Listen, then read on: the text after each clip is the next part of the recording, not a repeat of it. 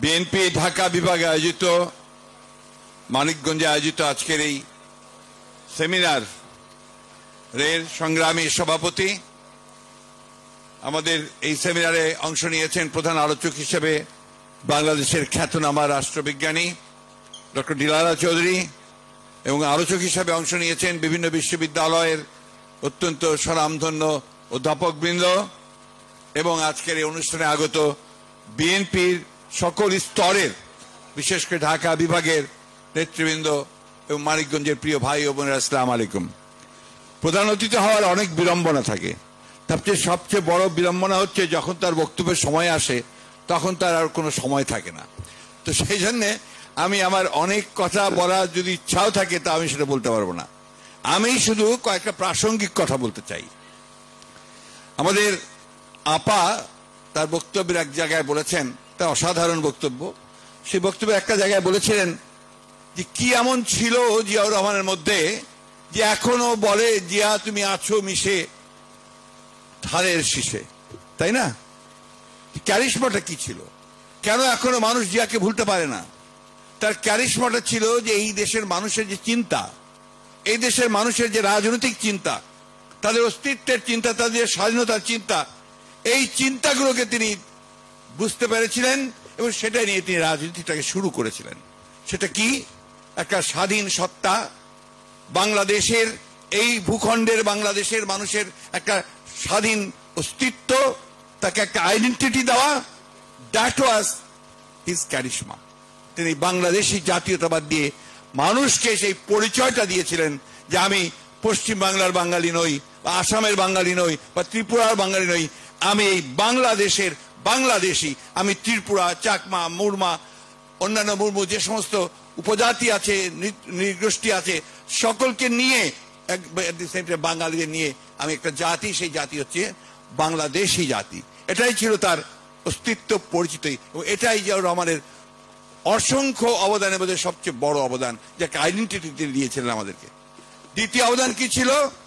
আমি যেটা মনে করি যে 1972 সাল থেকে 75 সাল পর্যন্ত সেই ভয়াবহ আওয়ামী দুঃশাসনের কারণে যখন বাংলাদেশের মানুষের স্বাধীনতা যুদ্ধে যে চেতনা সবকিছু ভুলণ্ঠিত হতে চলেছিল, স্বাধীন একটা দেশ তৈরি হবে নতুন করে রাষ্ট্র, একটা গণতান্ত্রিক কাঠামোর মধ্যে, সেই বিষয়টাকে ভুলে গিয়ে তৎকালীন আওয়ামী লীগের সরকার তারা আকণ্ঠ নিমজ্জিত হয়েছিল দুর্নীতিতে এবং একচ্ছত্র একটা আধিপত্য বিস্তার করতে, এবং সেটা করতে গিয়ে তারা তাদের সৃষ্ট যে সংবিধান সেটাকে কাটাছেঁড়া করেছে।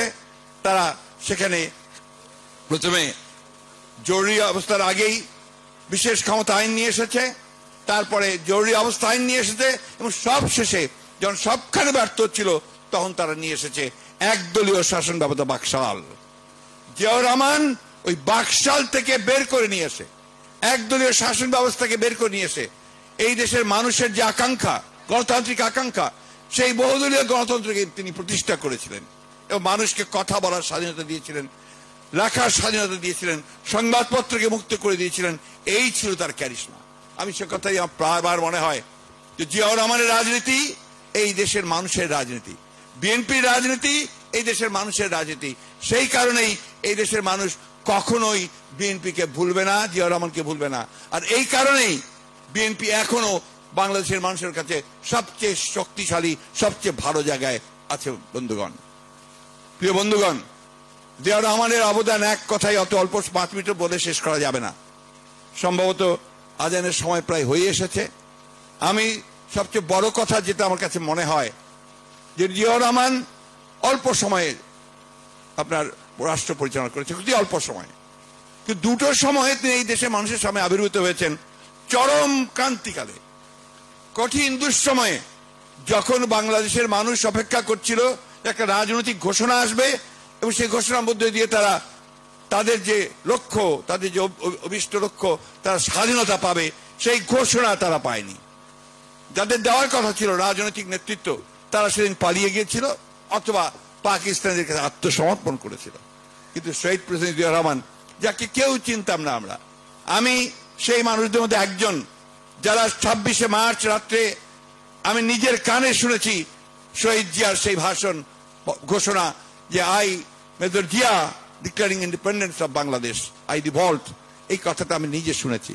সুতরাং অন্য মানুষের অনেকবার বলেছি, আমরা এই 43 বছরে বারবার এই কথাগুলো বলেছি। এই কথাগুলো বাংলাদেশের মানুষ সবাই জানে।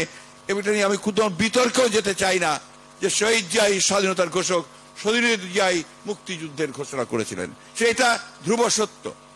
বন্ধুগণ, পরবর্তী যে বিষয়টা আসে যে বহুদলীয় গণতন্ত্র তিনি নিয়ে এসেছিলেন, অর্থাৎ যেটাকে তারা ধ্বংস করেছিল সেটাকে তিনি ফিরিয়ে এসেছিলেন।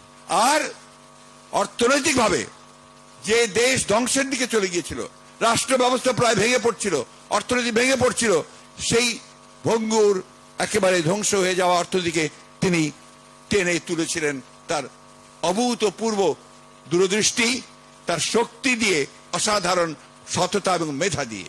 শহীদ প্রেসিডেন্ট জিয়াউর রহমান এই অর্থনীতিকে, একটা বদ্ধ অর্থনীতিকে, সেই ভ্রান্ত ধারণার সমাজতন্ত্রকে তিনি দূর করে দিয়ে তিনি সেখানে মিশ্র অর্থনীতি এবং মুক্তবাজার অর্থনীতির আপনার বিষয়টাকে সামনে নিয়ে এসেছিলেন। শহীদ জিয়াউর রহমান, এখানে সবাই আলোচনা করে, সেই আলোচনায় যাব না, তিনি জাতিকে একটা নতুন দিক দেখিয়েছিলেন, একটা ভিশন, যে কথা এখানে বলা হয়েছে, সেই ভিশন নিয়ে তিনি সামনে এসেছিলেন। তার খাল খনন কর্মসূচি, কৃষিতে তার বিপ্লব করা, শিল্পে বিপ্লব করা, আপনার বহির্বিশ্বের সঙ্গে সম্পর্ক স্থাপন করা, সবগুলো তিনি অতি দ্রুত সময়ের মধ্যে 4 বছরের মধ্যে তিনি এই কাজগুলো সমাধান করেছিলেন। শুধু তাই নয় বন্ধুগণ, তিনি বাংলাদেশের মানুষকে একটা জেগে উঠার স্বপ্ন দেখেছিলেন, সেই স্বপ্নকে তিনি বাস্তবায়িত করতে চেয়েছিলেন। দুর্ভাগ্য আমাদের যে বাংলাদেশের বিরুদ্ধে যারা চক্রান্ত করেছে, করে আসছে, এখনো করছে, এই ক্ষণজন্মা মহাপুরুষটিকে তারা আমাদের মাঝে থাকতে দেয়নি, তাকে নির্মমভাবে হত্যা করা হয়েছে। সেটাও কিন্তু আজকের যে অবস্থা, এই অবস্থার জন্য একই সূত্রে গাথা বন্ধুগণ, চক্রান্ত হচ্ছে, হতেই থাকবে। আজকে বাংলাদেশ সম্পূর্ণভাবে একটা আধিপত্যবাদ শুধু নয়, এটা আধিপত্যবাদ সঙ্গে ফ্যাসিবাদের কবলে পড়েছে। যারা আজকে বাংলাদেশকে শাসন করছে, এদের সঙ্গে জনগণের কোনো সম্পর্ক নেই, এরা জনগণ থেকে সম্পূর্ণ বিচ্ছিন্ন। তাই আজকে তারা এই নির্বাচনকে বাদ দিয়ে তারা তাদের মতো করে সেই নির্বাচন করছে, যে নির্বাচন জনগণ 7 তারিখে বর্জন করেছে, কেউ ভোট কেন্দ্রে যায়নি। এখন আমার নিঃসন্দেহে আমাদের সামনে আজকে আরো একটা কঠিন সময় এসেছে। এই সময়টি হচ্ছে যে এই ফ্যাসিবাদ যারা আমাদের বুকের উপর চেপে বসে আছে, তারা সব দিক দিয়ে রাষ্ট্রযন্ত্রকে দখল করে নিয়েছে, সমস্ত প্রতিষ্ঠানগুলোকে ভেঙে ফেলছে, অর্থনীতিকে ধ্বংসের শেষ পর্যায়ে নিয়ে চলে গেছে। এটা অবশ্য আওয়ামী লীগের চরিত্র। তারা যখনই ক্ষমতায় আসে, তারা এত বেশি দুর্নীতি লুটপাট করে যে তখন সেই অর্থনীতি আর টিকে থাকতে পারে না। আমার মনে আছে এখনো যে তখন শেখ মুজিবুর রহমান ছিলেন বোধহয় প্রধানমন্ত্রী, তখন অর্থনৈতিক সমিতির একটি আপনার সভা হচ্ছিল, ডক্টর মোজারুল হক সেই অর্থনৈতিক সমিতির প্রেসিডেন্ট ছিলেন। তিনি মুজিবুর রহমানকে পাশে বসিয়ে তিনি যে কথাটি বলেছিলেন যে মাননীয় রাষ্ট্রপতি, বাংলাদেশের অর্থনীতি অতি তীব্র গতিতে রসাতলে যাচ্ছে। আজকে আবার সেই সময় উপস্থিত হয়েছে যে এখন বাংলাদেশের অর্থনীতি পুরো রসাতলে যাচ্ছে।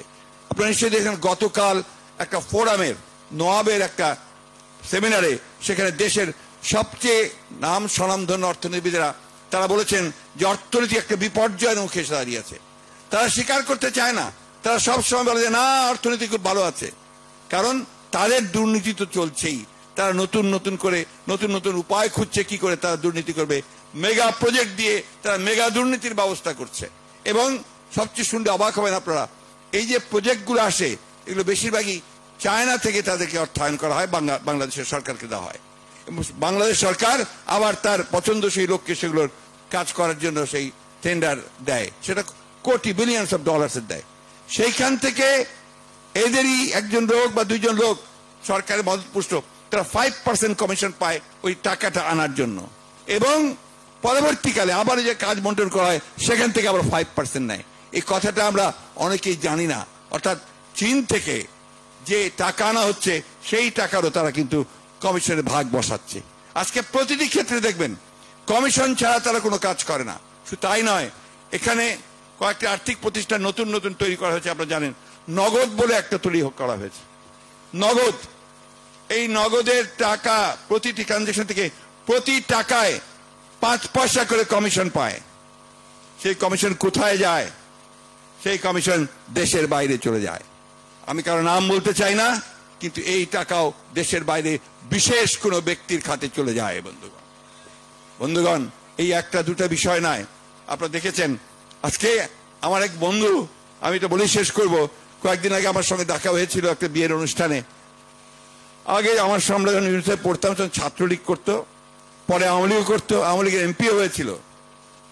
তো এখন সে রাজনীতি করছে না, গত 10 বছর ধরে রাজনীতি করছে না। আমি তাকে জিজ্ঞেস করলাম যে তুমি রাজনীতি করছো না কেন? বলছে কোন রাজনীতি করব?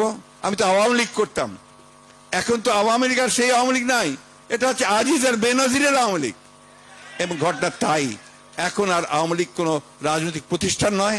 তারা চরমভাবে ব্যাংকক্রাফট হয়ে গেছে, তারা দেউলিয়া হয়ে গেছে। তাই সম্পূর্ণভাবে এই সমস্ত দুর্নীতিবাজ আমলাদের উপরে, দুর্নীতিবাজ রাজকর্মচারীদের সঙ্গে আতাত করে তাকে ক্ষমতায় টিকে থাকতে হচ্ছে। বন্ধুগণ, সবচেয়ে বড় কথা, আমাদের তো এই বসে দেখে চুপ করে থাকতে চলবে না।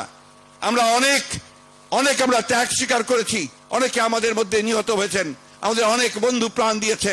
22 জন প্রাণ দিয়েছে শুধুমাত্র একটা বছরের মধ্যে রাজপথে। আমাদের 60 লক্ষ মানুষের মিথ্যা মামলা দিয়েছে। আমাদের প্রায় 27,000-28,000 লোককে 28 তারিখের পরেই গ্রেফতার করে ঢুকিয়ে দিয়েছিল। আমাদের দেশনেত্রী বেগম খালেদা জিয়া, যিনি আমাদের সবচেয়ে অনুপ্রেরণার স্থল, তাকে মিথ্যা মামলা দিয়ে সাজা দিয়ে তাকে আটক করে রেখেছে।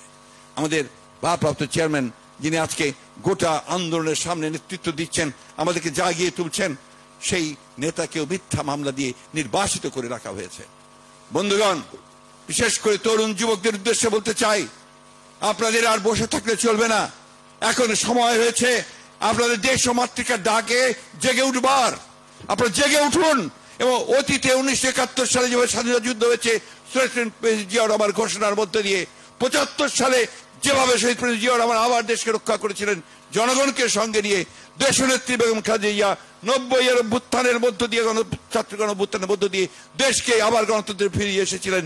সেইভাবেই আজকে আমাদের নেতা তারেক রহমানের নেতৃত্বে আমাদেরকে সবাইকে জেগে উঠতে হবে এবং পরাজিত করতে হবে এই ভয়ঙ্কর দানবকে, যারা আমাদের সবকিছু তছনছ করে দিচ্ছে। বন্ধুগণ, প্রেসিডেন্ট জিয়া সম্পর্কে অনেকেই অনেক ভালো ভালো কথা বলেছেন।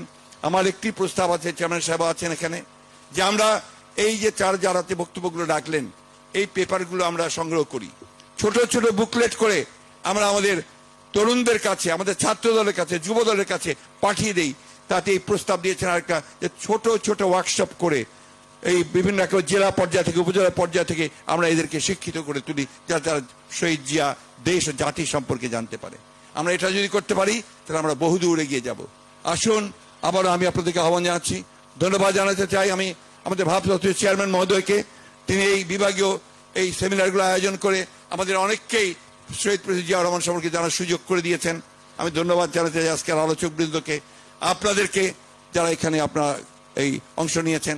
ধন্যবাদ জানাতে চাই আমরা আমাদের রীতা আপাকে, যিনি সত্যিকার অর্থেই একজন সৃজনশীল নেত্রী। আমি মনে করি আজকের এই আয়োজন সেটাই প্রমাণ করে যে কত সুন্দরভাবে এই আয়োজনটা করেছেন। আমরা তাকেও ধন্যবাদ জানাই। ধন্যবাদ জানাই চেয়ারম্যান মহোদয়কে, যিনি এখানে এসে আমাদের সকলকে অনুপ্রাণিত করেছেন। তিনি আজকে কথা বলছেন না, তার পিতা, প্রয়াত পিতা, শহীদ পিতার প্রতি শ্রদ্ধা জানানোর জন্য তিনি আজকে আপনাদের কথাই শুনছেন। আপনি সেই কথা শুনেছেন, সেই জন্য আপনাকে অনেক ধন্যবাদ। আসসালামু আলাইকুম, খুদা হাফেজ। বাংলাদেশ জিন্দাবাদ, বাংলাদেশ জাতীয়তাবাদী দল জিন্দাবাদ। শহীদ জিয়া অমর হোক, দেশনেত্রী বেগম খালেদা জিয়া জিন্দাবাদ, তারেক রহমান জিন্দাবাদ।